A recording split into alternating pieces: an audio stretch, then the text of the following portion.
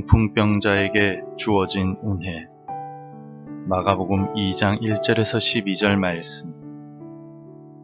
수일 후에 예수께서 다시 가버나움에 들어가시니 집에 계시다는 소문이 들린지라. 많은 사람이 모여서 문 앞까지도 들어설 자리가 없게 되었는데 예수께서 그들에게 도를 말씀하시더니 사람들이 한 중풍병자를 4사람에게 메워 가지고 예수께로 올세.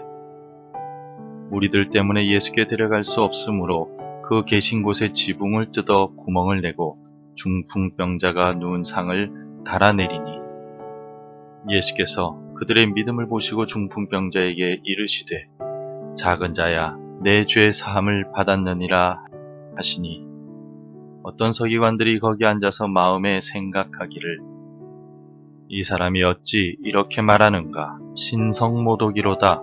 오직 하나님 한 분 외에는 누가 능히 죄를 사하겠느냐? 그들이 속으로 이렇게 생각하는 줄을 예수께서 곧 중심에 아시고 이르시되 어찌하여 이것을 마음에 생각하느냐?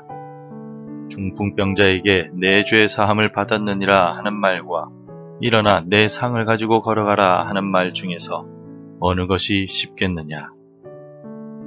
그러나 인자가 땅에서 죄를 사하는 권세가 있는 줄을 너희로 알게 하려 하노라 하시고 중풍병자에게 말씀하시되 내가 네게 이르노니 일어나 내 상을 가지고 집으로 가라 하시니 그가 일어나 곧 상을 가지고 모든 사람 앞에서 나가거늘 그들이 다 놀라 하나님께 영광을 돌리며 이르되 우리가 이런 일을 도무지 보지 못하였다 하더라. 우리나라의 보건복지부 정신건강정보 포탈의 자료를 보면 육체적인 질병과 무기력감은 상호간에 영향을 미치는 관계가 있다라고 기록되어 있습니다. 몸이 아프면 우리의 정신적인 무기력감도 크게 증가할 수 있습니다. 몸에 통증이 있고 피로하며 불편하면 과도한 에너지를 소비해야만 하고 삶의 의욕이 크게 떨어질 수 있습니다. 그래서 몸이 아픈 사람들은 바깥 출입도 잘 하지 않으려 하고 집 안에만 있으려는 경우들이 많습니다. 무기력해지고 우울해지기 때문입니다. 특히 스스로 몸을 움직일 수 없는 중풍병자의 경우에는 더욱더 우울하고 무기력함을 느낄 것입니다. 오늘 본문은 마가복음 2장 1절부터 12절까지의 말씀으로 예수님께서 중풍병자의 친구들과 중풍병자의 믿음을 보시고 그의 질병을 고쳐주신 사건이 기록되어 있습니다. 중풍병으로 꼼짝을 못하던 무기력한 자에게 예수님은 질병의 치유뿐 아니라 죄 사함의 은혜까지 내려주신 놀라운 현장이었습니다. 본문에 나오는 중풍병자는 자신의 몸을 스스로는 결코 움직일 수 없는 무기력한 상태였습니다. 그는 자신의 힘으로는 아무것도 할 수 없었고 다른 사람들의 도움을 받아야만 예수님 앞에 나올 수도 있었습니다. 3절을 보십시오. 사람들이 한 중풍병자를 4사람에게 메워 가지고 예수께로 올세.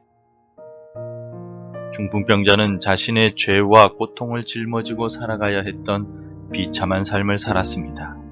그는 스스로 움직일 수 없을 뿐 아니라 다른 사람들 때문에 예수님께 나아가지도 못했습니다.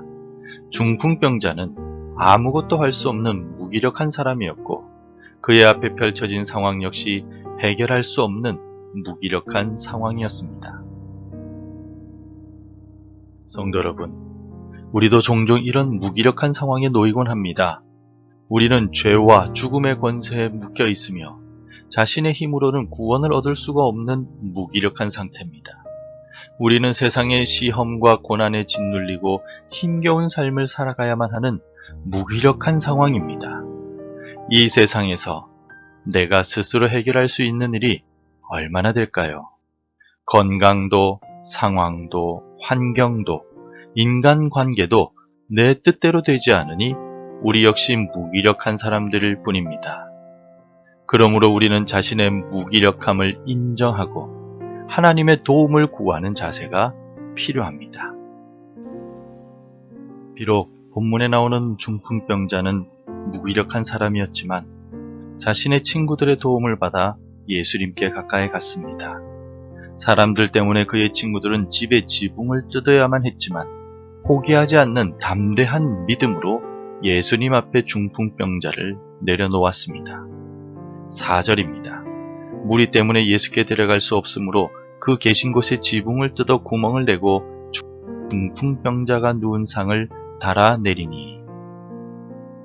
중풍병자의 친구들과 중풍병자는 많은 사람들이 장애물이 되지 못했습니다. 심지어 집의 지붕조차 그들을 막지 못했습니다.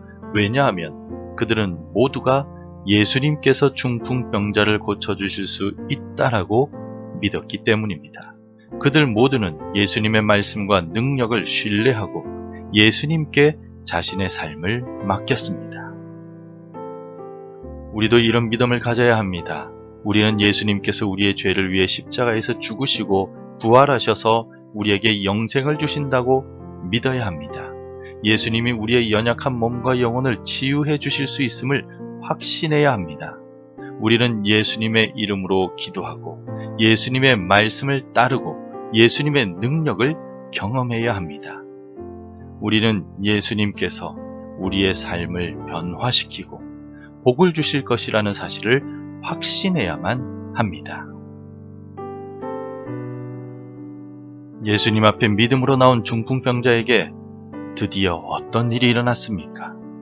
중풍병자는 예수님께서 자신에게 하신 말씀을 들었습니다. 5절과 11절을 읽겠습니다. 예수께서 그들의 믿음을 보시고 중풍병자에게 이르시되 작은 자야 내 죄 사함을 받았느니라 하시니 내가 내게 이르노니 일어나 내 상을 가지고 집으로 가라 하시니. 11절에 치유를 선언하시는 말씀은 중풍병자에게 가장 필요한 은혜였습니다. 그는 자신의 병을 고침받기를 원했고 드디어 예수님께서 고쳐주셨습니다. 게다가 생각지도 못했던 더 복되고 귀한 죄사함의 은혜까지 받았습니다. 아무것도 할 수 없는 무기력한 중풍병자가 믿음으로 예수님 앞에 나왔을 때 육신의 치유뿐만 아니라 영혼의 죄사함과 구원까지 은혜로 얻었습니다. 성도 여러분, 중풍병자의 은혜는 그에게만 주어진 것이 아닙니다. 우리도 이런 은혜를 이미 받았습니다. 우리는 예수 그리스도를 믿음으로써 우리의 모든 죄를 용서함 받았습니다. 또한 우리가 예수님의 능력을 의지하여 기도할 때 우리의 약한 모든 것을 치유해 주심을 믿습니다. 우리는 예수님의 말씀대로 살아가면 우리의 삶이 새롭고 풍성한 은혜로 충만하게 될 것입니다. 그 사랑과 은혜를 감사하며 살아갑시다.